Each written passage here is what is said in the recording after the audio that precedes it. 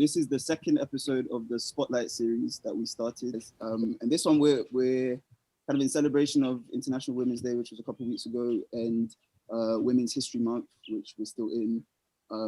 We're zeroing in on women in hip hop, women who rap. So we've got some great guests with us. So yeah, we've got Fé Oj, who is the host of The Motion. We've been on The Motion a few times, and she's a friend of the show, friend of the podcast.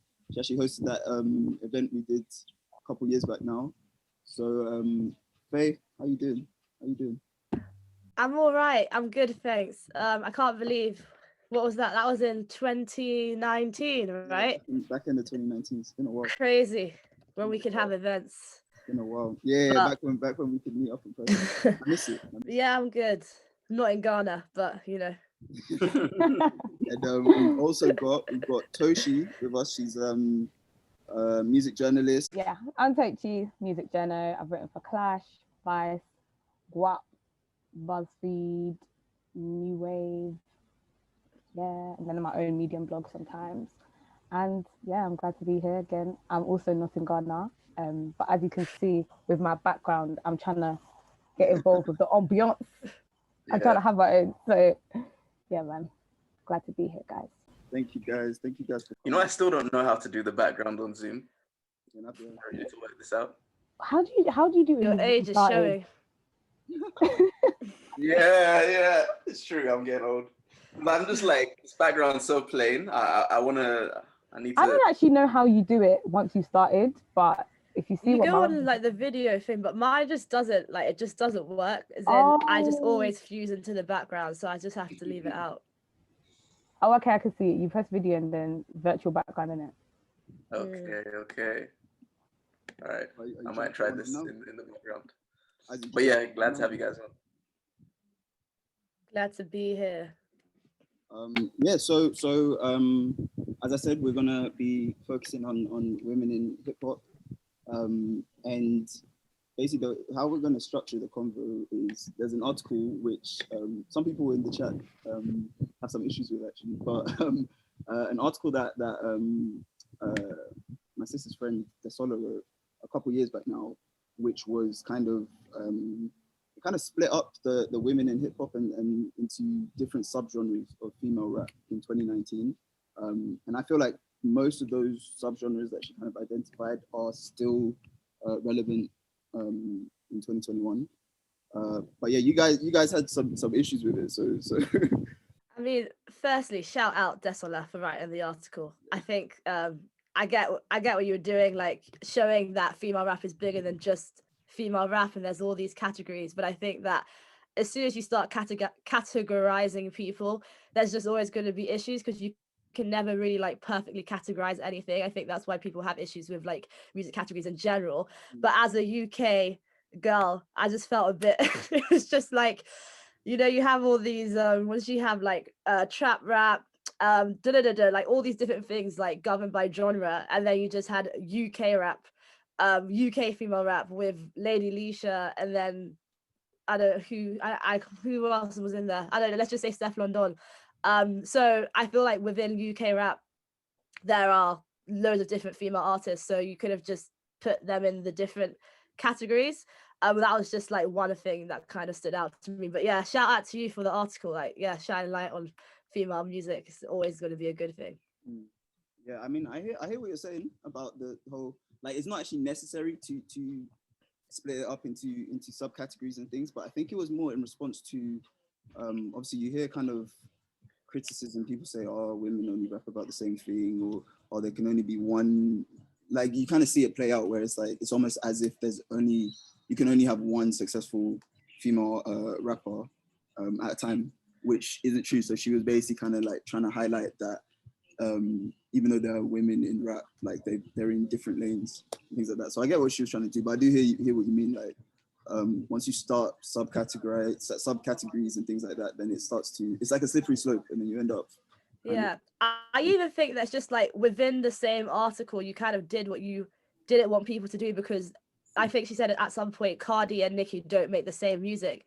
Neither do why am I forgetting neither do Miss Banks and and Shabo, for example. That's So true. like That's true, that's yeah. what I'm saying. That's just like within the same article, she kind of did the same thing with UK no, that's girls true. that That's true. she said people were doing with girls. Yeah. UK, they definitely could have split it. I mean, even if you want to keep subcategories, you can split UK into like, it's not one big thing. I mean, we I could think get into UK as well. Sorry, so I was going to say, I feel like the article is from a very American-centric. Like, I'm assuming the writer is British. So I would have thought it was an American writer just because I can see them being like, Little Sims, Lady Lucia, Shabo. You lot all the same. Like, what's the difference? But I agree with what she was trying to do in terms of people do just say female rappers. They'll be comparing Nicki Minaj and Lauryn Hill because you're all women. So what's the, you know what I mean? What are the factions? But I think, like if I said, what it ended up doing was categorizing people. I think it's nice to know there are labels, but especially when it's not done in the same way it is for male rappers, it was kind of a bit counterintuitive because like we know there are different facets of men. Like I wouldn't say Lil Wayne and J. Cole the same, but and we don't need to be we don't go out of our way to make that distinction because we know what it is. Yeah. And I feel like, you know, women, it should, I guess it's a thing of what is and what should be. So maybe the categories are what's necessary, but we shouldn't have to categorize them. No, you're right. You're right. Yeah. I mean, since we've started with talking about the UK rappers, so in the article she said, so we're focusing on UK rap.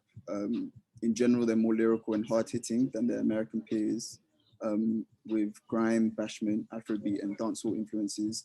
And she shouted out, I think it's pronounced Flohio or Flohio or something like that. Stefflon Don, Little Sims, Lady Leisha, Miss Banks, and more.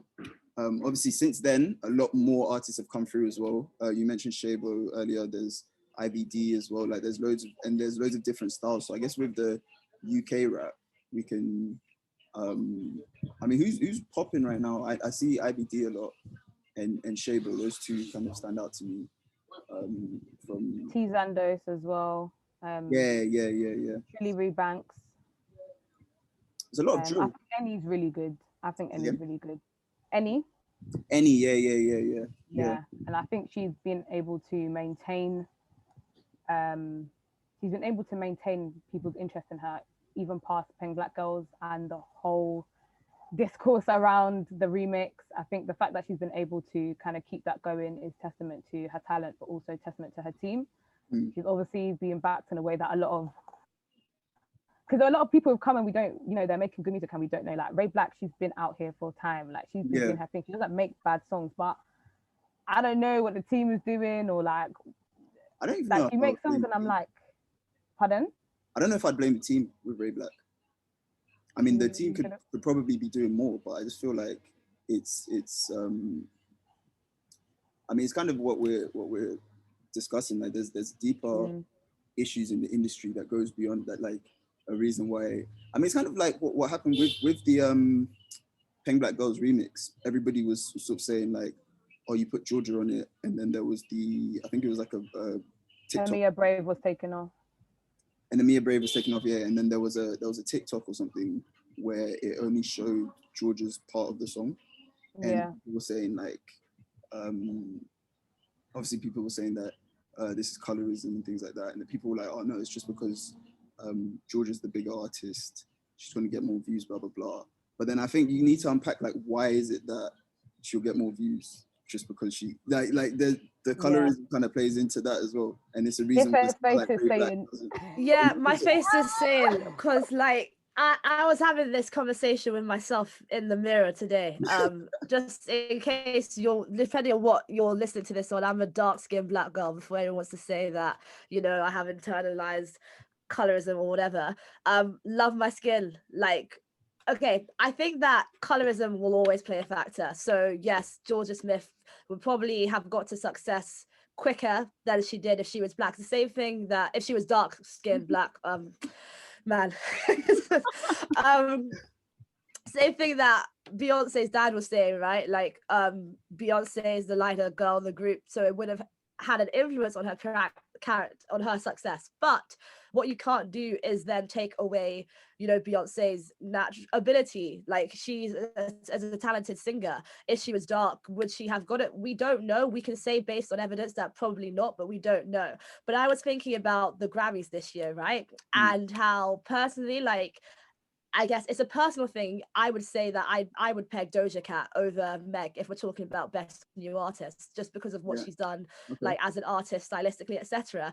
If I said this, like if I tweeted this, colorism, and it's just like, it's not, you know, it's not always the case. I think what happened with the Any situation, because Any, I didn't listen, but she went on Clubhouse, and I think apparently she ended up embarrassing herself, which, you know, I could she see. didn't. You know what? She read us for filth is basically what she said.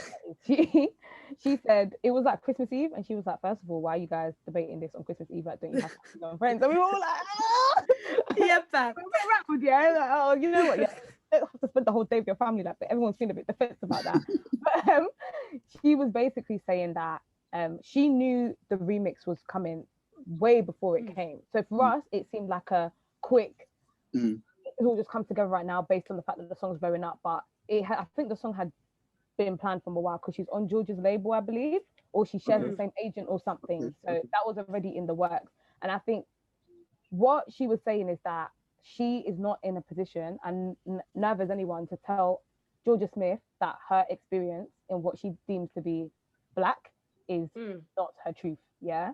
And I agree, you can't really tell someone that didn't happen to you. However, in Georgia's lyrics, she says stuff that, we can see you, sis.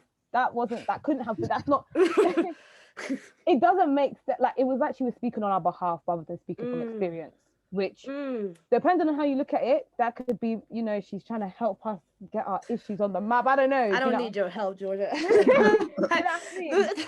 The thing, like, I think if you look at the meaning of the, like, oh, you know, our hairband, some people see us and they say we're aggressive. Like, do they see you and they think that? You know, is that how you feel, or do you feel like that's something that you're passionate about and you don't like that it happens to us? And I can hear that. And I also said that I believe that if it had been a different mixed race girl, that the reaction would be different. If it was Mahalia, I don't think people would be that mad, because people don't believe that Mahalia is that standard of beauty. They think that Georgia Smith is a certain standard of beauty, and there's already a discourse around her. If it had been any other mixed race woman, I believe that people wouldn't have been said. Georgia Smith there's weight behind her name because of all the things on Twitter and all the discourse around people finding her pretty and whether they think she's talented enough and yada yada yada. If it was Mahalia, I don't really think everyone would just be like, oh, mad. It's also to do with Mahalia's success compared to Georgia's success. Because I remember when we actually, Isaac and I went to a Georgia show, and Mahalia was the supporting artist for the shows. Like, so you can see that it's like levels to. I mean, that was 2-3 years ago now. So I think the gap is probably closer, but like Georgia is more successful. Is the bigger artist. Yeah. I think in terms of the discourse, I feel like people might still be like, why is Mahalia on it? But I don't think the amount of think pieces and the amount of the discourse around it, and I think the discourse was fine. I think it was discourse that needed to happen. But I do wonder whether it being Georgia Smith is what propelled it to it being such a big deal. Like, Georgia Smith and Stefflon Don are the only two people I could imagine people would be like, why are they on it? If Drake, Stefflon Don is because she tweeted it, right? Stefflon Don, so yeah, I feel like those two people always shout, and I'm not saying that people are wrong for shouting at all, but I feel like maybe the discussion would be quieter if it wasn't someone who people deem to be Eurocentric in terms of beauty standards. And also, I feel like if it was Drake that jumped on it, people wouldn't say. Obviously, it's different because he's a man, so people would be like, "What are you saying?" It's so nice, you know. It's so nice that Drake's on it, but I feel like there's a lot behind Georgia Smith that I think people are being obtuse on both sides. I think. Yeah, word. Like, I hear that. I just think that from any perspective, like, if she wanted to be true to the meaning of the song, like, she wouldn't have done it. But from a commercial, like, you're not going to turn down Georgia Smith coming on your song. And then again, like, she does have that clout. So I think the conversation of why she has it, as Tochi saying, I do think that's a different conversation. But if we're saying, like, as a new artist, Georgia Smith wants to jump on your track, you're going to say yes. But yeah, I just think because the song was like paying Black girls and like what was behind the song. Also, Georgia's verse like made no sense. I don't know what she means, like, Black girl magic is sometimes blue. Like, it you, that lyric really irritates me. I don't know what you're saying. The bars were not but again, like these are different conversations. But if as a new artist you're gonna decline, you have to have a lot of integrity. Her name's Any Integrity, isn't it? Yeah, it is. So that's something different. But you gotta have. I think if Amia Brave wasn't removed, we would have had it. You would have allowed it. I think said, you know that as well. The fact that you removed her, if she removed Amia and then she changed the chorus, the hook changed, I'd be like, to be fair, guys, it's different lyrics. You mean you removed her to say the same thing? Do you know what I mean? Yeah, you could say, but I mean, she's on the original now. Like, let me get someone else to try. Like, no, but you would have her Black Girl Blue Magic verse, so you're gonna be on it regardless. You don't need to do the hook. Yeah. No, it's true. And then even if, because we just mentioned Stefflon Don, like, sorry, because we mentioned Stefflon Don and playing Best Friend, like, I'm not gonna lie, Saweetie and Doja Cat, they could have got someone else, like they could have got someone darker. I just feel like there were just times where you can make the choices. There are enough people that can do the same thing Steph is gonna do on a verse that is darker, and like you already have 2 light-skinned girls on the track, so really, like, can you even up a bit? With the Best Friend remix, yeah. Okay, yeah. I even forgot that. Yeah, I think. Yeah, well, I haven't listened to it. Yeah, I think a lot of the time. Stefflon Don on the remix. Sorry, Tochi, you were saying? Yeah, no, I feel like a lot of the time, you know, there's always things that go on behind the scenes. Like apparently, Any had reached out to some other artists that were darker than Georgia, and they said no. So do you know what I mean? It's very easy to look and be like, what's going on? But sometimes with this Clubhouse and Twitter thing, it's like people just take a narrative and run with it, and you just have to let them. Yeah, they add context. The way I see it, to be shouting about someone else's issue at 6 a.m. or whatever time they're doing it, you're bored. Like you're just bored. So I hear it. I'd be bored too. Yeah, let us out, Boris. I get it. Do you know what I mean? There's not much to do but think about things that you don't need to be thinking about. I hear it. Let them have their fun. Let them have their debates. Make their rooms like. Because if I were Any, I wouldn't have gone in the room. I said, "Oh, you guys are having fun. Me, I'm making money from the song." So reals, and everyone just thought, like, I think people thought based on what she said, they thought she was naive. I don't think she's a naive girl. I think she wasn't gonna.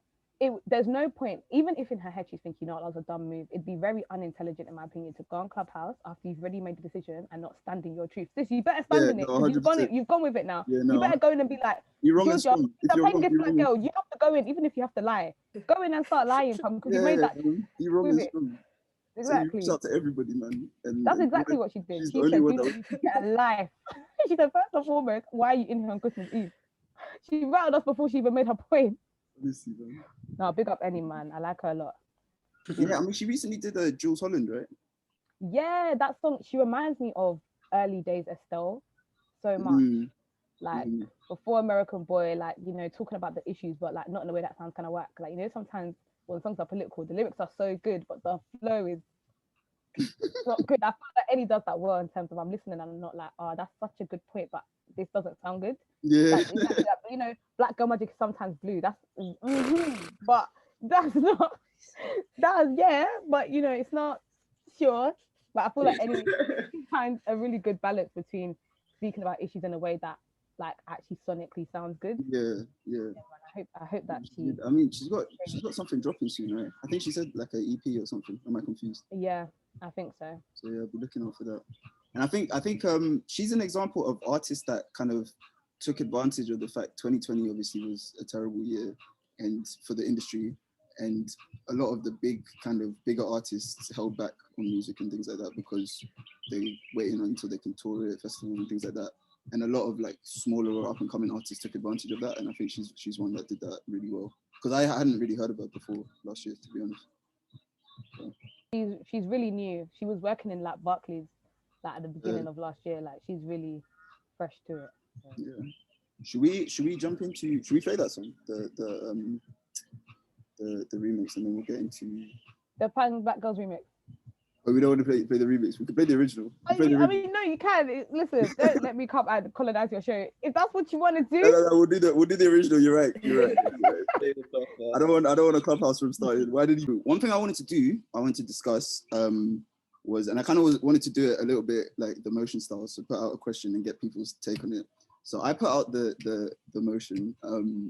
Is misogynoir and colorism blocking the feminist movement in hip hop? what's people's like take on that question? What's the feminist movement in hip hop? When I say feminism, I say like intersectional feminism, and I think feminism in hip hop, I don't feel it's right now it's truly intersectional because you only see certain types of women see success. And so like I don't think it's a coincidence that the biggest women in hip hop are all lighter skinned, for example. So I'll say I don't think that's truly intersectional because As in, like we mentioned with Ray Black. Sorry. Like you're asking, because in my head when I'm thinking feminist movement in hip hop, I'm thinking like lyrically. No. Yeah, so as in, do you feel like, as in you're asking the success of women, is it halted by? Yeah, more okay. that, yeah. Because I think it's firstly colorism. I think it's not a coincidence that like we mentioned with Ray Black compared to like a Georgia Smith or someone, and that's not specifically hip hop, that's they're both kind of R&B singers. But yeah, I think, like I said, I don't think it's a coincidence. But what do you guys think? I think yes, but I don't see how in any field it would ever be no, if you get what I mean. That's like my short answer, but I'll just let Tochi. Wait. Yeah, no, I agree. I feel like the way that, you know, systemic structures work is that everything is applicable. So any marginalized group, them being marginalized is always going to be applicable. The extent to which it's applicable is going to change, but I do think in terms of rap that, yeah, I agree that I think lighter skinned women are definitely taking up space, and I think that pretty privilege, or what is deemed to be pretty, is definitely ruling, because, like, for example, I think Sweetie makes hits. Yes, I'll start with that before anyone says let's not cap that. She makes hits. Can Sweetie rap? I think that's a different question. Similarly, Cardi B, I think she does what she does well. She's a fantastic performer, beautiful gowns. Would I trust her on a freestyle? Would I say, you know, come quickly, think fast and start rapping? I don't know about that. But if it was, for example, let's say Rhapsody, who is darker than them both, I would trust her on a freestyle, no doubt. But people argue that someone like Rhapsody, because she's not lighter skinned and because she's beautiful, but what seems to be pretty in that space, she can't be measured by that. And because of that, people would argue that her success has been halted. But I also think what we deem a success needs to be operationalized. That what do we deem a success? Because then, do you know what I mean? Because someone like, for example, Little Sims. What would you say success is? I think there's so many different facets, because I mean you could do it by awards, for example, like so Little Sims, she's won an Ivor Novello Award for songwriting, and that's like really high esteemed, and I think that would have been her own personal goal. But if I'm speaking to the general public and I said, oh, she won this award, would they be like, wow, or would they be like, what's that, and who's Little Sims? So I think, do you know what I mean, if I take it away? Yeah, I think that's a really interesting point. And then I think you have to ask, like, Lil Sims herself, is she like gunning for, do they gun for certain areas where they feel like they can have more success? So I was thinking, like, how many dark-skinned Black girls are making that kind of like pretty girl like rap music, and like there's the city girls, but a majority are light-skinned. And then even with the city girls, like JT, when she first came in, like everyone used to like clown the way she looked. She's had some work done, which I'm not like, I have no issues with anyone getting work done, but I think it's after that, and like after a kind of rebrand, that people are starting to call her pretty, and like on Twitter and stuff like that. But you know, it takes some time. Even with, you know, Meg the Stallion, you know, she is like a strong Black, she's, well, I guess portrayed as like a strong Black woman, but she even has issues with like owning her own like sexuality in a way. Like the music that she makes is like supposed to be like fun, but it feels so heavy when like it feels so heavy when the conversation around it is just like, I mean, the whole Tory Lanez thing, and how like because she's built, or like just the way that her body is, it's not seen as like as quite kind of sexy thing. Or I don't even know, man. There's so much around it. There's literally just so much around it. And then I was just contrasting that with people like Rhapsody, people like No Name, or even like people like Missy Elliott, who you have to go down the whole like, I'm gonna present myself, you know, more masculine. Like I thought Missy Elliott was like a lesbian when I grew up. To be that, I don't know if she is, but that's just because it's like that's how it's split. It's like you're either like one of the boys or you're like one of the girls. It's like, hey, you can't be both, and if you are both, then I don't really know how much do you control like the way you're perceived. So I think that it will always have like it will always have an element. And I think if you look at historically how rap is seen as like a male dominated industry, then of course it's going to be like doubly worse than the music industry as a whole, which has its like own issues. So yeah, I'd be interested to hear someone argue that it's not. I know. I think it doesn't really work as a motion topic because everyone agrees. Unless you just disagree. No, I don't disagree, but I don't. I think I'm kind of where Toshi was with the first thing she said, which is like, what is the feminist movement in hip hop? Because we don't have like that. I would be interested to understand more like. So I think the reason I said that was so I see whenever Cardi B puts out a song, what's that girl's name? Candace Owens tweets her, and then they just tweet, and you have the Candace Owens of the world who say that this is terrible for women, this is terrible for feminism, blah blah blah. Then you have the other side who say, no, this is feminism in action. She's got agency over her body and her music, and she's doing what she wants with it. And the reason I asked that thing is because I think, I think that's true, and Candace Owens is like way off the mark. But I also think that there's a lack of like questioning like why it is that there's a reason, like I said, that and like you mentioned, like there's not really many darker skinned women that make Cardi B type of music that reach Cardi B's level of success. When we talk of, and when I say success, I mean more the like mainstream success. So you could talk about award nominations, you could talk about number of streams, chart positions, things like that. Those are the kind of metrics I'm thinking of. But do you not, as a question, do you not think that, I'm not saying the music is exactly the same, but Megan Thee Stallion makes that type of music. I mean, they were on I would say she does. Probably the biggest song of last year. Both making that type of music. I agree. Yeah, there's definitely a colorism thing. There's definitely a colorism thing there. It's obviously like, I mean, if you're trying to go commercial in music as a woman, it seems like there's always like a big sex appeal thing, and then obviously then colorism plays into it. I'm not saying that that's not there, but I'm just saying like, to be honest, I forgot what I was trying to say, but do you not feel like Stallion and Cardi B make the similar type of music in that sense? Are you saying that Meg just, as in, because are you making the comparison because Meg is darker than Cardi B? Yeah, like I'm not sure that music is specific to like it's not only. No, it's true. Yeah, but I know I get what you're saying, but I still feel like you can make the same music, but the way that music is like received can be different, if you get what I mean. Like I don't really know. To be honest, I don't listen to like that much Meg Thee Stallion, so I can't really speak of like what her other songs are like, but I still feel like if you're doing the whole like Saweetie, I feel like I often see even was there not like what was that movie that came out, Birds of Prey, and they did a whole like female rap song. I don't think Meg was there. I think a lot of the girls that were there were lighter skinned, so I think in the grouping, like we can sit and say they make the same music, but like how they're grouped as, you do tend to see like these lighter skinned girls together. So I just feel like I also think as I'm well. Not sure. So basically, I would say that and actually, I read.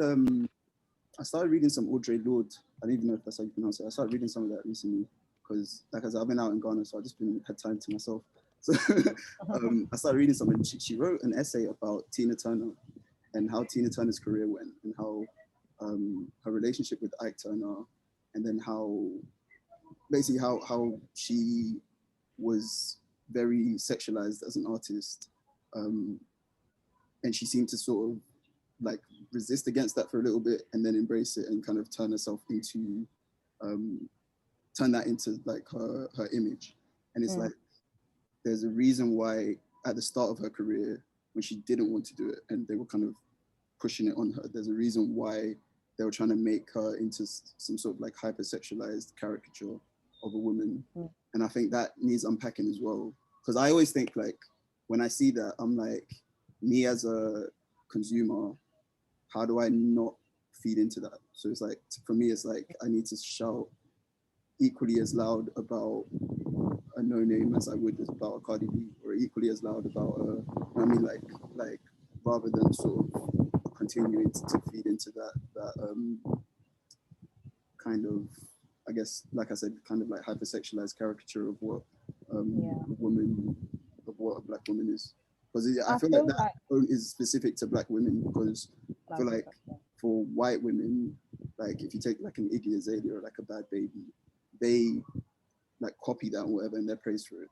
So I feel like it's specific to Black women. I mean, sure, they're praised for it by whoever their fans are, but ultimately, sorry, I don't know those people personally, so I can't speak for them, but I feel like let's not act as if they're successful people. Like on a wide scale, they're not. I wouldn't say that they're like, they wouldn't even come to my brain. When you started saying white women, I was thinking, couldn't even think of any. I was shocked that you even came up with two. I was thinking, I don't know. But when you say that, Iggy Azalea has a Grammy nom. A lot of the women in rap don't have a Grammy nom. So I bet she does. So that, exactly. So that's what I mean. Like, even when you say, because I don't listen to her either, so I'm saying like, I agree with you that like who are her fans, what kind of thing. But if you look at like commercial metrics of success, she's beaten a lot of people in. I think, yeah, I think when you think of like the Academy, was crying about in her Breakfast Club interview. I think to be fair though, she got her Grammy nom for. Oh wait, forgive me. No, forgive me. I thought it was just for Fancy. Was it not? Album. That's for her first album, right? I think. The whole album. Yeah, the album as well. Got a nom. That's what I'm saying. Yeah. But then again, like Grammys. Yeah, exactly. I was just about to say the Academy, I think, over the past decade, we've learned the Academy is very flawed. I think people within the industry knew the Academy was flawed, but as consumers, we didn't know the actual like intricate issues with it. And now, as more people are more open to say, this is rubbish, and it's very elitist. And if you don't send them a basket saying we love you so much, you're not going to get a Grammy nomination. Once you have that kind of knowledge, everything starts to make more sense. And like even with personally, I just think now that I know that if you send a gift basket, certain things start making sense to me. Like, as much as I love Beyonce and I love Meg Thee Stallion, I think she's so talented and she definitely deserves Best New Artist. Like, I don't have a problem with her winning that. I think for Savage to win a Grammy, I think it's very indicative of the times we're in, and it's very indicative of that the Academy are trying to stay up to date and get those views up. Because 20 years ago, the Academy, they wouldn't even laugh in the direction of Savage. It wouldn't even be, for it to even be nominated, I think was shocking. Like, not because I think the song is necessarily really rubbish, but that's not the route that the Academy usually goes down. That's not how they seem to vote. So for that to win, I think, yeah, again, that's what I keep saying about, this is what I mean about metrics of success. For me, that kind of solidified that we got to air this, man, because they're just playing into what they believe that we will enjoy. Like, people are happy for Meg Thee Stallion, and I think Meg Thee Stallion, what I find interesting about her is, away from what she's actually rapping about, her style of rapping, the actual flow is very old school. She raps like Queen Latifah. This is exactly like that continuous prose of just it's very it's very old school. Like, even like certain rhymes, it will like take a while before it rhymes. It's almost like poetry. Like, it's almost spoken wordy. Like, it's very old school, and I think that's why for some people she's an acquired taste. The same people who don't like Meg Thee Stallion, if they tell me they like Wu-Tang Clan, then they just don't like women, because they are doing the same type of rapping, that continuous prose where we're just talking, then the hook doesn't come, or the hook only comes once. Like, I feel like, again, with Meg Thee Stallion, I think colorism has so many facets, because like, I don't know that I would say that Meg Thee Stallion was a dark skinned woman. Personally, I don't know. I don't think I would. Yeah, but I think, Really? this is what I feel like. You know what it is? There's a spectrum with shade. Yeah. There's a spectrum with shade. So I think You learn every that, like, black girl, brown books, if that's exactly, every black girl can say that they've experienced racism, obviously. But I think when it comes to the colorism conversation, people conflate it. So things that's why you hear, you know, ignorant light-skinned girls saying, actually, someone said to me that I'd be prettier if I was white, because they think it's the same thing. They don't understand that there's two. I think the difference as well is that they don't realize that in that case, obviously it's not nice for anyone to say that to someone, but yeah, you're not sort of structurally excluded oppressed by that. Yeah, like what Ray Black, when she came in the industry, she said that, like, they fully told her, you're dark skinned, so you're probably not gonna make it. Like, you should stick to songwriting. You shouldn't sing too, because your image doesn't work and stuff. And I think this was a few years back, like when her first EP back. See, my issue with this is that my issue with these kind of things is that you let her in to tell her that. So why even take her to the stage? I think she But then again, I think that they know how it is as well. That's what I was just about to say. The issue is that it's the truth. The issue is that they know what's palatable and they know what sells. Yeah. So, and I think as well, so for example, Little Sims, I think her rapping and who she has on features, it could appeal to a white audience, which would obviously get her more success than it would. Ray Black, I don't think she's trying to be palatable I don't think Little Sims is trying to be palatable, by the way. I'm not saying that at all. I rate her so highly. Like, I'm not trying to say she's, but based on the features and the way that her music is constructed, it borderlines pop in some ways that is palatable to a wider audience than Ray Black's music. And I think that alone, because Little Sims is way more successful than Ray Black, and I think Little Sims is darker than her, or they're the same shade at least. I would say with that, I think there's also the aspect that Ray Black is a UK R&B singer, and the UK already has issues with R&B. I was thinking they're not the same. Little Sims' music is it has more success crossing over to America and things, whereas in the UK still hasn't kind of figured out what they want to do with R&B, to be honest, because there's so many artists that kind of reach a ceiling in the UK R&B wise. I think so. I think that probably plays a large factor into sort of, if you're comparing Little Sims. Little Sims has pushed a lot, right, for the American audience as well. I mean, she's toured there. She supported Kendrick. To be honest, but she's It's true. I agree. I think that one is just the UK R&B issue, to be honest, because even non-black singers, even non-black R&B singers, maybe they're doing better, but I wouldn't necessarily say they're doing well. They reach a ceiling and stuff. Yeah. But so kind of basically, I think one thing I found interesting about the Candace Owens is tweeting Cardi B and things. So Cardi said, like, effectively, like, I've been talking about this stuff since before I was rapping. I talk about it now. My music isn't for your children. It's adult music, stuff like that, which is all true. And then Candace said something along the lines of, like, who was paid off the song, like, who makes the most money off it, which I think is something that, like, basically, I think any sort of politics that's rooted in empowerment that doesn't also look at ownership or question ownership, I feel like I don't know, to me, it's always lacking a bit, because it's like, if we don't also kind of advocate for Black-owned labels, women-owned labels as well, then there's always that aspect of we're kind of upholding, I guess, white supremacy. Patriarchy. Yeah, patriarchy. So when she said who owns it, is she asking, as in she's saying at the end of the day, it's men that makes money. It's owned by Atlantic and things like that. So, like, she's basically saying, like, you're doing all this stuff and a white man is getting paid off it. That's effectively what she's saying. Yeah, that's everybody. Yeah, that's the thing. I work like me working. That's the world we live in. I think that empowerment, like, what is bigger than just like money moves. To be honest, what's it called? A lot of criticisms about hip hop in general. They talk about, this is trauma porn. You're rapping about murder and gangs and guns and drugs and blah blah blah. And then the rebuttal is always like, this is my environment, this is what I know, blah, blah, blah.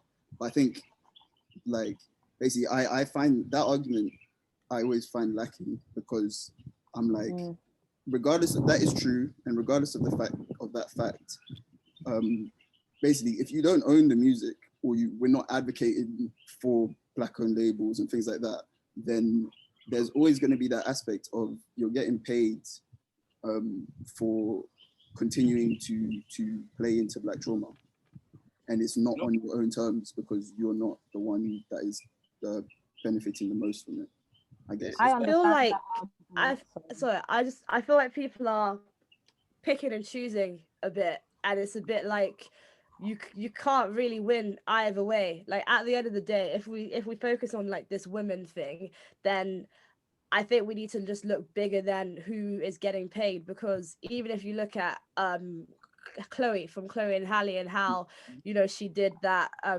just posting more of herself and like owning her sexuality and things, and you see all these girls. I was making fun of it with my sister, like, did you really need Chloe to come and show her ass on Instagram before you felt comfortable? But you know, people, that's the thing, like some people are like that. And so like I saw like loads of people being like, shout out Chloe and like they post themselves and stuff like that.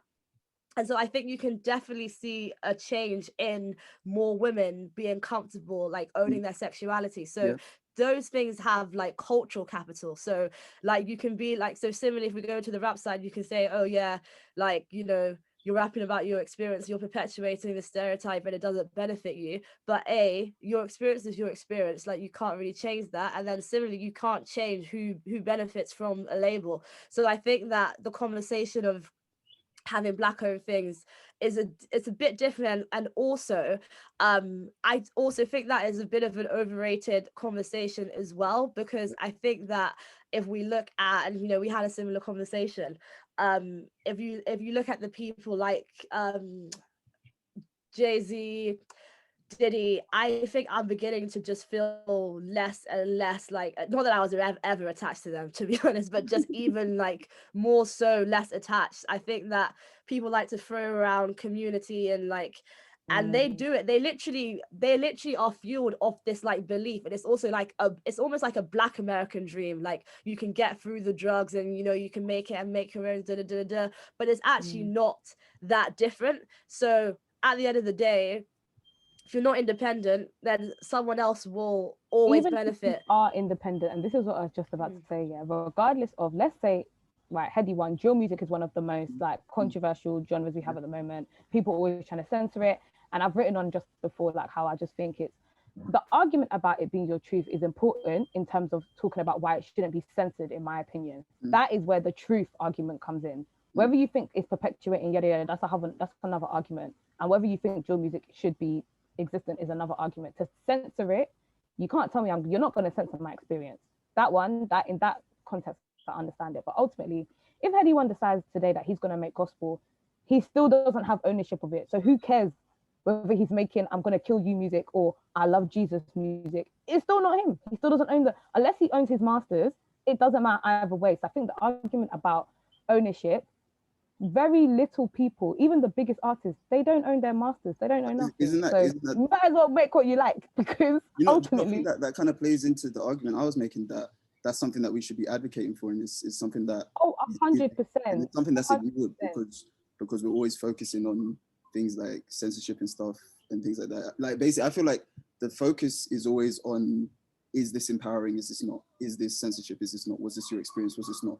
And I think all of that doesn't matter, because regardless of whether you think we're upholding patriarchy, we're upholding capitalism, we're upholding white supremacy by doing this or not, or we're dismantling or whatever, like if we don't own it, then it doesn't matter either way. So we should be talking most about ownership. And I understand that, and I think that's a fair argument. But ultimately, I think a lot of artists should be basically.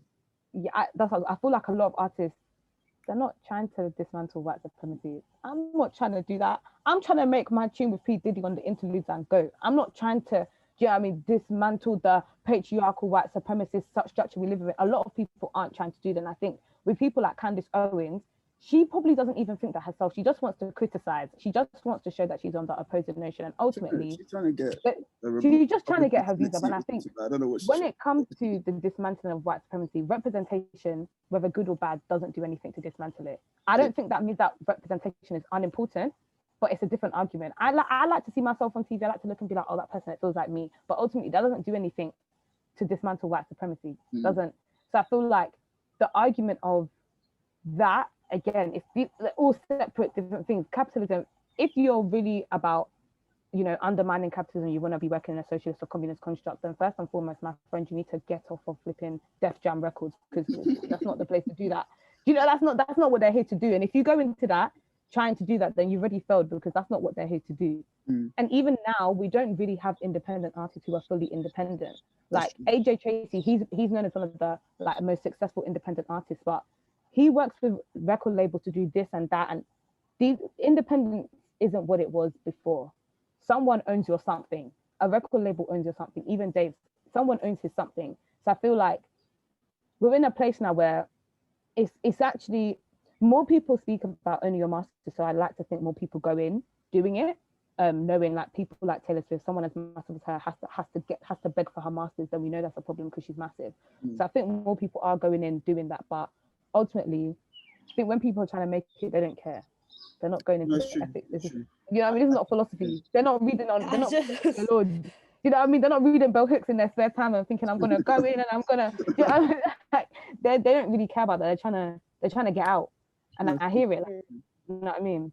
Also, does ownership solve some of these problems? I don't know if it does. So that's. I mean, I just think the music industry is tapped. I think the world is tapped, and that's why I tap out.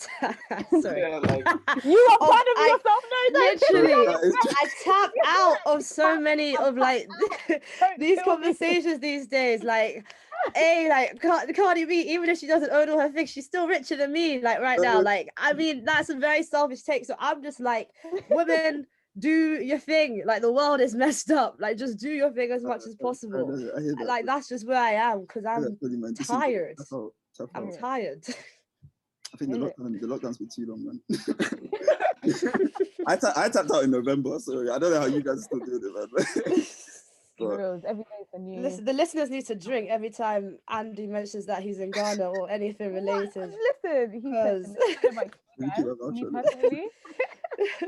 I have one other question, which is like, you know, it's coming back to your original thing, Andy, about feminism and hip hop. I don't know, I keep like going back to that point, but because I was having a conversation recently, and I just wanted to get you guys' opinion as well, because taking it away from like female hip hop, like if you look at male hip hop, there's a lot of like a huge amount of misogyny in male hip hop.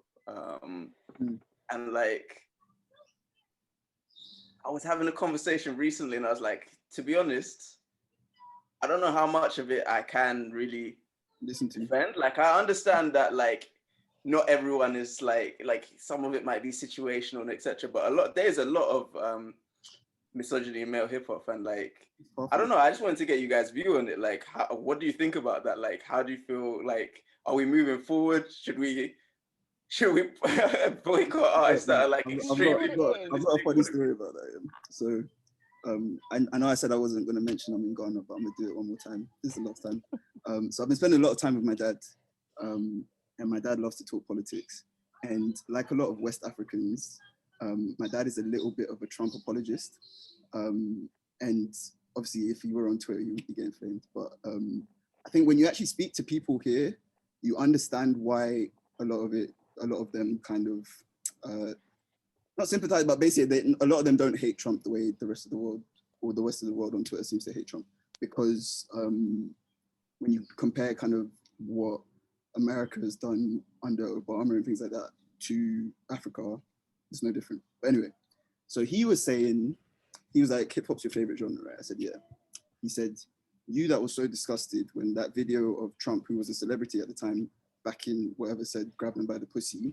He's like, you'll tweet and you'll be angry about this, blah, blah, blah. How dare he say this? He can never do this, never do that. Then you'll go and listen to Kanye West say, this hoe, this hoe, that, blah, blah, blah, blah, blah. He's also a celebrity. He's also degrading women. He said, me, I prefer to be intellectually consistent, and I don't like to degrade women. So I don't listen to hip hop, and you shouldn't either. And I said, I didn't know what to say. I was like, bro, he's read me for filth. I mean, I was like, Kanye is not the leader of the free world. There we go. That's the first point. Kanye, but I know he did, but he didn't get it. But I know, to be honest, you know, I'm not just going to like completely like push that point to the side. Yeah. I get the point. I do get it, but I think that I've had the conversation with myself. Like, if I'm really like about this life, you know, maybe I need to stop listening to certain artists. But I don't know if I don't know what life I'm about like yet. Like, I think I'm constantly like learning. I can say that I'm at the stage where the music I listen to is not really affecting the way, like, if I hear someone say slap a hoe or something, I know that I'm not going to go out and slap a hoe. But that doesn't mean that does, like, if we're being real, that doesn't mean that that's not some like subconscious things going on. So like, if I'm being completely honest, like, probably if like we're talking about a journey on like actually getting to a world that is wholesome and like that is good, and you know that everyone respects each other, then maybe we do need to like look at our listening and defund certain things. But currently, as it stands, like, I I think I can make enough separation in my mind that, you know, some is pure entertainment. I'm not even like, some of the songs I listen to, I don't know what they're saying. And I'm not saying that this is right. I'm not saying that like my answer is the most woke, and that's the thing. But I'm just saying that's my honest answer. And that's why I think with things like pro-black, like labels like that are really restrictive. Like, you, if you want to do like the actual checklist of what it is to be pro-black, there's no one on this earth that will be pro-black. And so I just think that, you know, we're trying out here, like, to be honest. And also, but my answer, but my like, and this is me as a woman, I do think that men, you do need to check yourselves, because some of that does actually, you know, play out into the way you act and the way you treat women, and all the people that have that picture of Future up on there as their screenshots. Like, it does play into it. And not so, it starts off innocently, but it leads to like not so innocent consequences. So does my answer have double standards? Absolutely. But I think that that's my privilege as a black woman to be able to say, like, you guys do so much damage to me on a daily that I'm not going to stop listening to music because of y'all. So that's my honest answer. I think for me, whenever it's stuff about whether you should or shouldn't listen to something, I'm not big on the whole canceling people. I don't think it does anything. And also, again, when we talk about canceling, and I'm on this whole ownership thing, as you can tell, because I'm like, how can you cancel someone from something that you don't know? So again, like, I don't think the canceling thing is effective. But also, I think people need to stop. This is my personal opinion. People need to stop taking like what someone listens to as a reflection of their character or like their moral standing, in the sense that, for example, I love Vybz Kartel. Vybz Kartel's in jail for murder right now, and he raps the most crazy lyrics, homophobic, misogynistic, blah blah blah. I'm not gonna stop listening to Vybz Kartel, and it doesn't mean I condone murder or homophobia or misogyny. But once the whole canceling clock turns around and it eventually gets onto vibes, I'm sure I'd have to like defend myself and prove that I'm not about those things because I enjoy his music. But I don't know, man. It's interesting though, because there are some issues with that. Like, then is it fine to listen to like XXX Tentacion then, for example? I never stopped listening. I mean, I was never the biggest fan. I was never the biggest fan of his, but like I didn't go removing all his music from my playlist. There wasn't much of it in there anyway. So, but what about like a Tory Lanez then? Because guy has some fire music. Like, if we ignore all the stuff that he did, like, so I'm saying, like, where does the line sit? Like, are we? I think people have to define the line for themselves. Like, they were, you know, I think that's what it is. Like, it's very easy for me to tell you that you can't listen to this person and that person, but ultimately you have to decide where your boundary is. And like, I remember the other day, who was it that people were saying we're not voting for anymore? Oh, why do girls listen to drill, but they don't listen to R. Kelly? One stupid something like that. Yeah, one something like that. And I just thought, you know what? Yeah, I'm sure that if you were to break this down, there is some critical thinking in there that, okay, but ultimately, I'm not going to stop listening to Heady One, and I will continue to not listen to R. Kelly. Do what you will with that information, and it can't flog me. That's the thing. I feel like with, like I said, the cancelling clock, like with, like, going back to what you said about your dad, I understand, that makes perfect sense. If you want to be intellectually consistent, that's, yeah. But there's not one person in this world who's not been a hypocrite at any given point. We're all hypocrites at some point. And I have made my peace with that personally. Like when people say they're gonna cancel someone, I'm not gonna say just because I haven't cancelled in quotation marks myself, doesn't mean that I'm never gonna convince someone why they shouldn't cancel someone. That's not my ministry, that's not my destiny, that's not my job. I'm not gonna do it. But I feel like I know for myself what my boundary is, and that's my truth. Like with Azalea Banks, I still listen to Azalea Banks. It's not myself I don't listen to anymore. I'm not gonna be like, what? Why? She writes great music. I'm not. That's not my. I'm not her agent. That's not my job. If you don't listen to her, you power be with you, king and queen. You do what you gotta do. Me personally, I'm gonna be listening to Luxury. Do what you're doing. I just don't like the whole cancellation conversation comes up every single year, like for a week, and then everyone goes back to do the same thing. So I just don't actually think it has as much weight as we think it does. And I think then the conversation, like as you guys have, the conversation moves from who you're cancelling to why aren't you cancelling, and then it's like you're cancelling people for not cancelling people. Like personally, but at the same time though, I do think that celebrities you endorse do say a lot about you, and I think there's a difference to listening to someone in private to like publicly like endorsing them. And I think that once you're doing that, it says a lot about you. Like Octavian, and then another thing that has an issue with the cancel thing is that we start to be like, oh, his music's not even great, like his music's not even that great for you to struggle to cancel him. I think that's like problematic in itself, and I've had that. I've always been like, if someone I listen to does something crazy, I'm like, why could you just not do that so I can like still listen to your music? Because that's why I'm there for your music. I don't really care much about the person, but I just think that like you just need to actually look into yourself, because like Doja Cat, when that white supremacist thing came out, I could tell you I couldn't care less. I didn't care. Like I'm just gonna be real. She was showing her feet in chat, and I said that is her business. I don't do that. I'm gonna listen to what I'm listening to. I'm gonna keep listening to Streets. She can go to the chat room if she likes. That's not like, but I think with the Tory Lanez thing, and then with the Octavian thing as well, and then even like the Sheck Wes, I think that Sheck Wes came out at a time where, say that again? I didn't know Sheck Wes was. Yeah, Sheck Wes was like something to do with Justine Skye, and I think at the time that happened, it was a time where his career wasn't big enough that it was like an easy shutdown, and we saw that it was an easy shutdown. So if we can stop problematic people in their tracks, I'm all for it, right?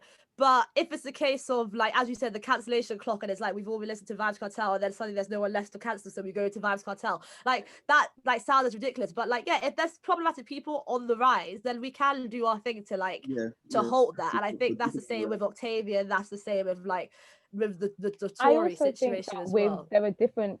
I think we also I think when it comes to crimes, right? The things that people put into the cancelling block sometimes irritates me, because I feel like some things that aren't okay. So let's say, for example, this is an awful example, but I can't think of a better one. I'm so sorry. But let's say Kanye West, right? Him saying that the slaves could have left the plantation, or whatever he said, they could have taken the slavery. I don't know, whatever nonsense he said. Yeah, right. So I obviously do not share those thoughts, because I am not an idiot. But I think that if you choose not to listen to his music following that, fair enough. But I think comparing me continuing to listen to Kanye West to R. Kelly, who is a serial rapist and paedophile, how can you put those in the same? How can you say those are in the same vein? Like, to say that we successfully cancelled R. Kelly, like, he's a criminal. Like, I just feel like that's a really, you know what I mean? We're complaining some nonsense. Like, do you know what I mean? Oh, I didn't like that. Somebody tweeted something that's not objectively wrong. I feel like sometimes there are things that are not objectively wrong, that, oh, why is Azalea Banks cutting off chickens' heads in her kitchen? Oh my God, that's so weird. What about the chickens? I'm going to cancel that. And that is, I'm not saying people who care about animal rights, I'm not trying to like take the piss. That's fair enough if that's your boundary. But personally, that's not mine. So you saying that, oh, you listen to Azalea Banks, but you don't listen to R. Kelly. Yes, one is a serial rapist and one kills chickens in her kitchen. I'm sorry, but those are not the same thing. Like, I think we sometimes conflate things based on our own. I think people like to project their own personal boundaries onto people, and that's why I say it's important to know your own boundary. Me, I'm not going to listen to R. Kelly, I'm not going to listen to Tory Lanez, and I'm not going to listen to Octavian. Those are my boundaries.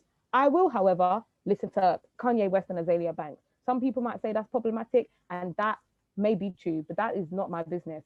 You have your boundary and I have mine. I think that's my issue with, I don't think we live in a cancel culture. I think we have cancel seasons, I don't think we have moments of where we want to cancel. We don't live in a culture of cancellation. That's not what that means. Otherwise, we wouldn't see half the people that we've cancelled ever. We wouldn't know what they're up to. But I think, yeah, people like to project their boundaries. And that's my issue with cancelled discourse.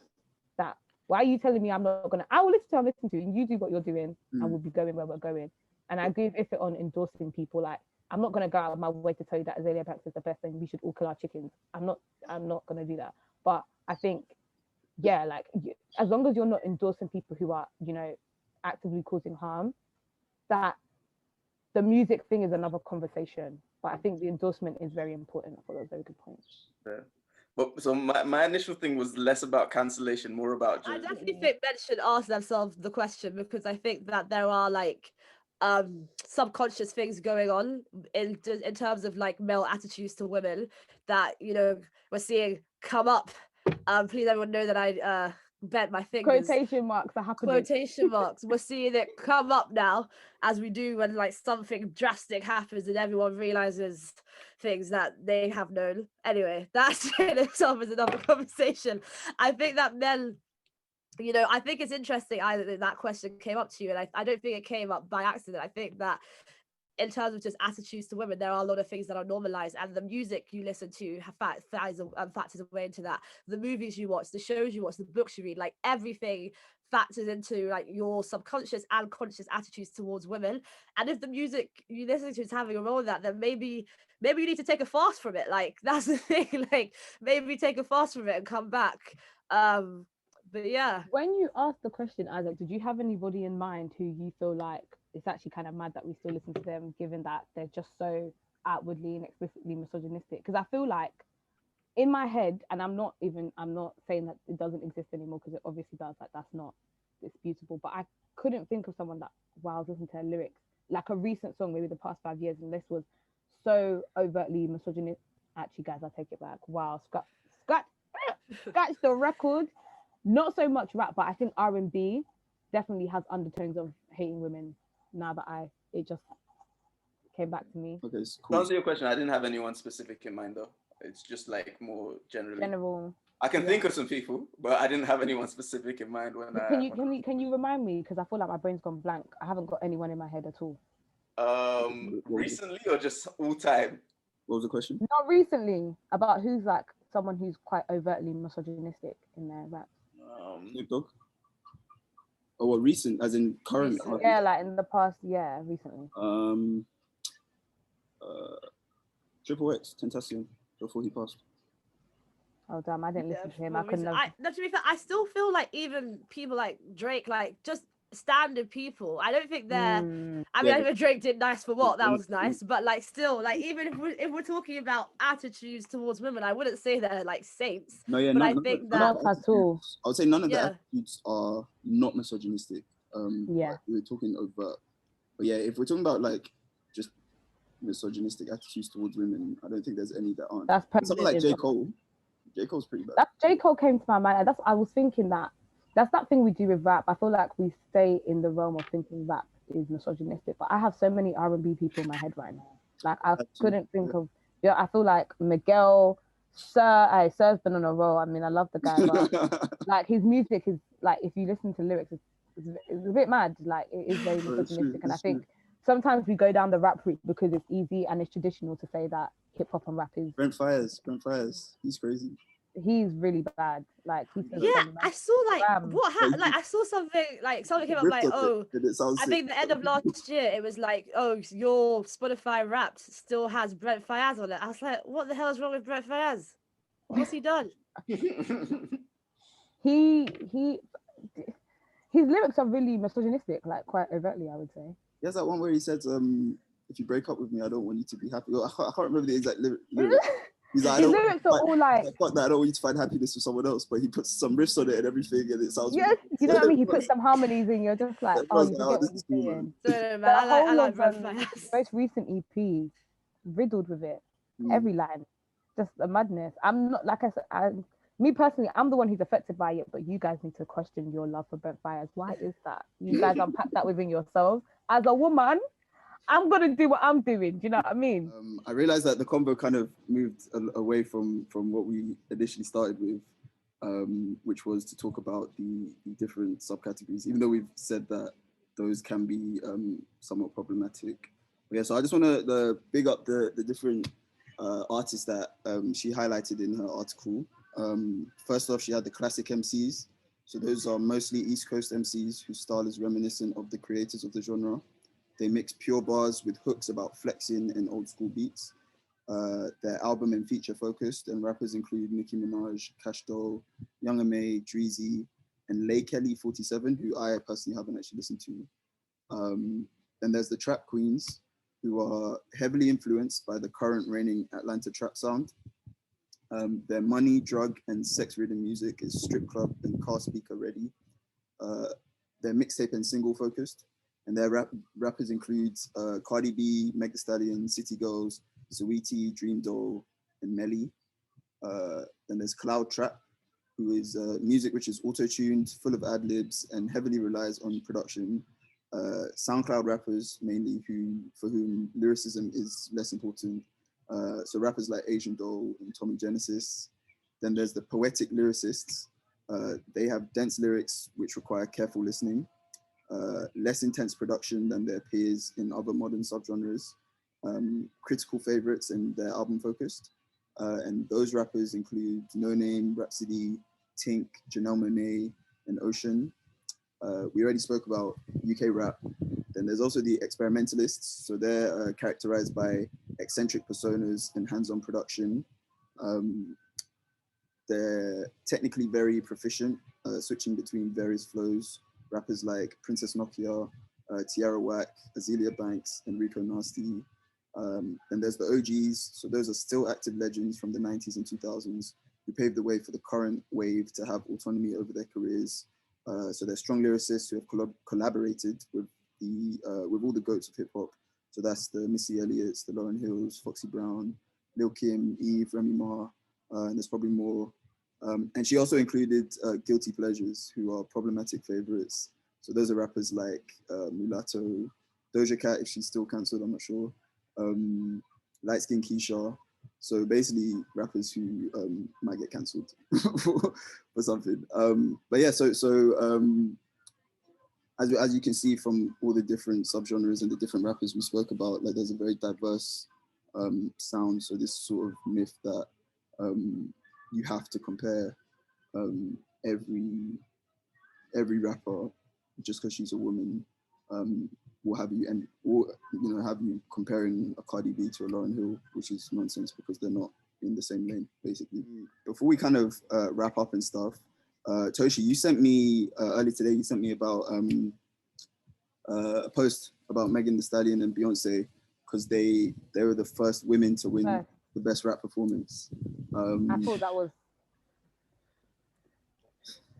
I'm trying to think about it was what? I thought it was egregious. I don't know why I'm trying to hold back. I thought I was not because it's them, because like I reiterate, I think they're extremely talented and they deserve to win awards, but not for that category. They should not have been the first, in my opinion.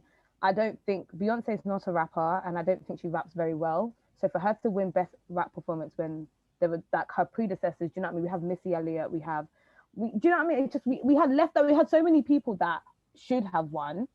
That maybe if there had been other people, I wouldn't care so much because, like I said, I think the Academy is just mess up. But this win just feels there's something that feels piteous about it almost. That I feel like that was a theme for me from the wins this year. Like her won a award for her "I Can't Breathe" song, and I know If I Scream. Let's not even. Scream. Personally, I like that. The thing is, it's not. It's not about just liking the singles. It's about the other.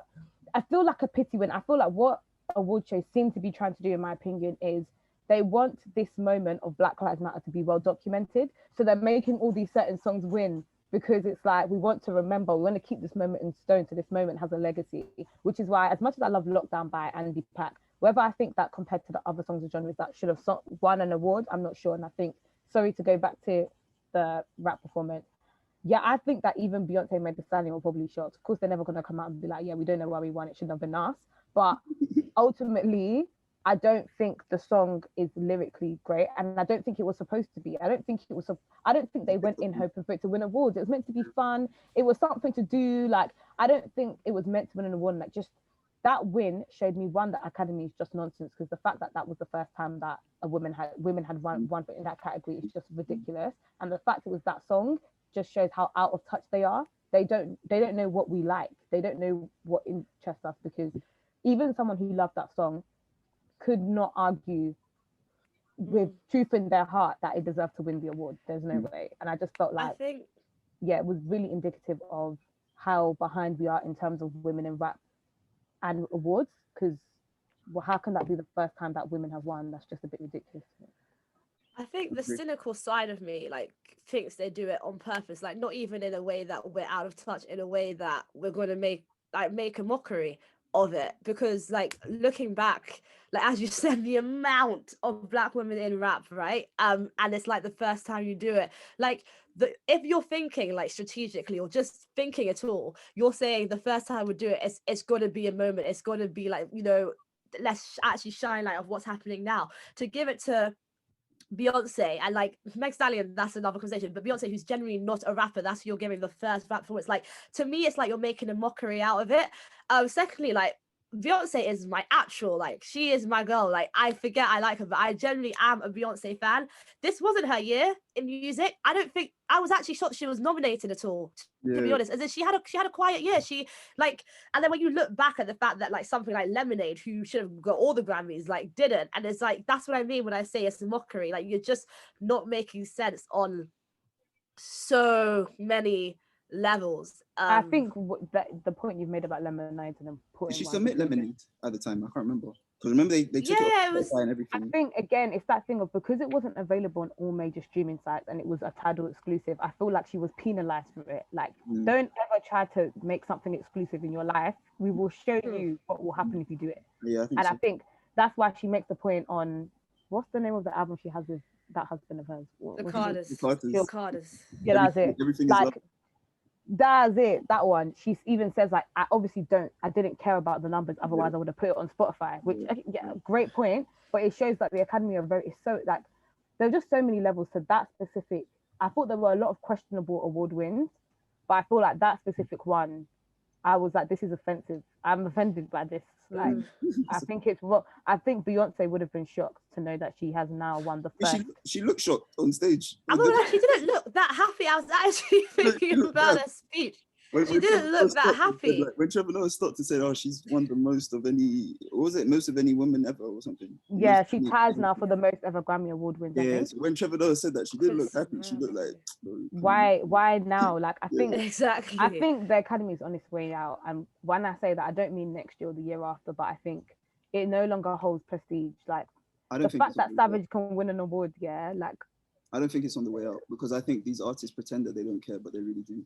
I think the artists care, but the consumers have to care for it to be maintained, which is why they're thinking of bringing in things like TikTok categories. If they didn't care about what we think, they wouldn't care about TikTok category. I don't know, I mean, I guess this one was online rather than like how it usually is, but like did the numbers dip, like the viewing numbers and things like that? Yep, this is I think this is the lowest watch. Yeah, maybe it is on as well. Least watched ever. But then again, it would be like, you had 10 people in a garden. It would be.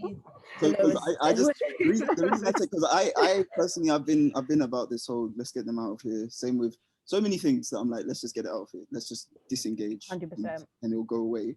And then I look around and look at the actual reaction, and I'm like, it's not going anywhere. Like, that was my reaction I think it's important for the artist, and like, I'm never going to be like, why doesn't an artist care about an Oscar, a Grammy, a Golden Globe? I'm never going to be like, why do you care about that? Because I completely understand.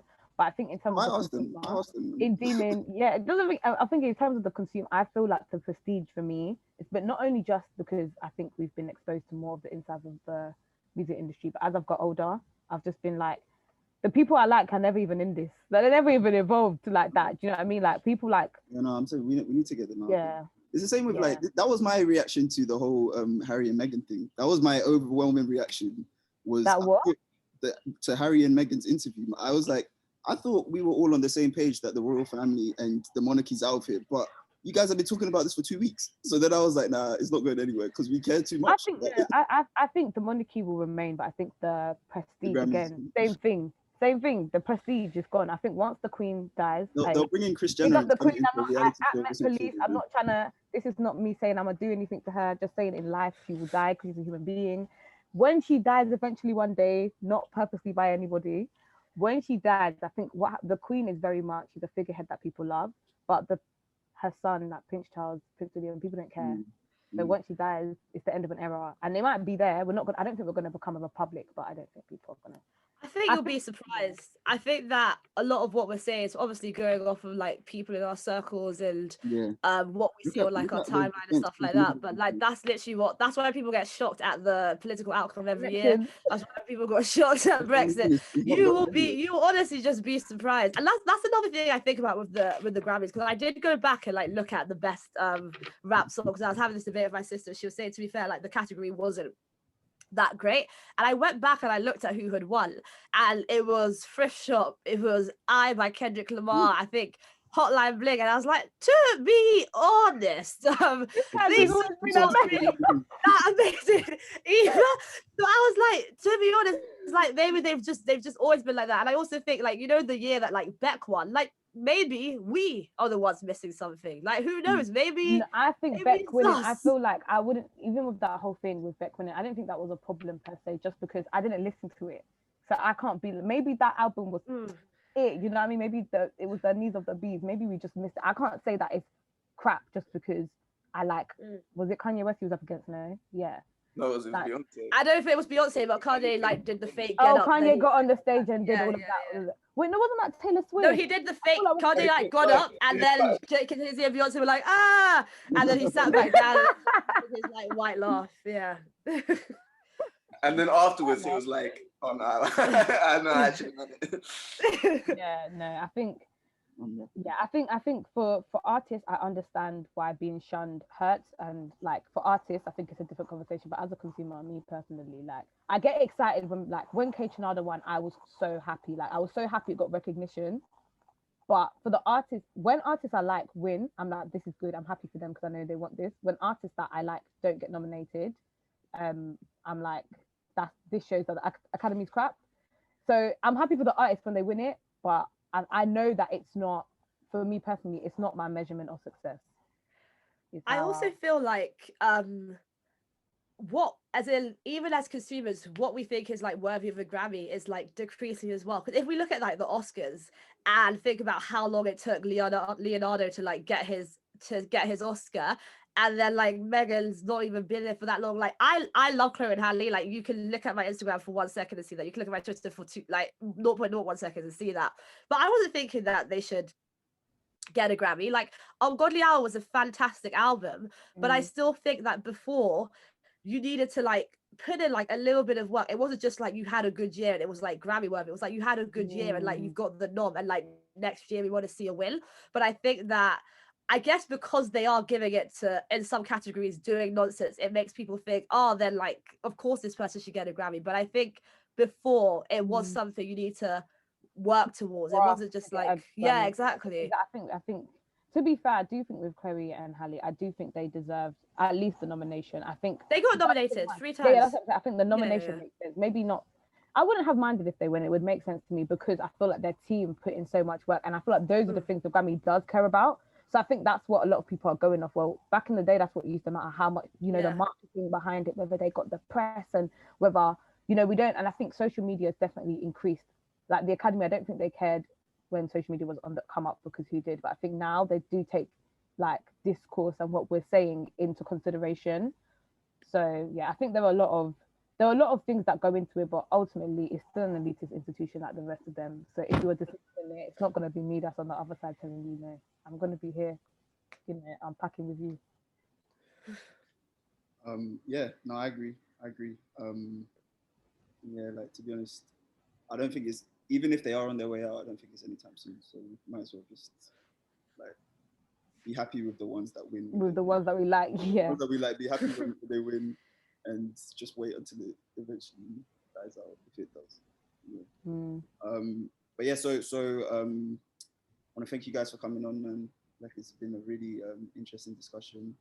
And do you guys want to plug anything quickly before we wrap it up?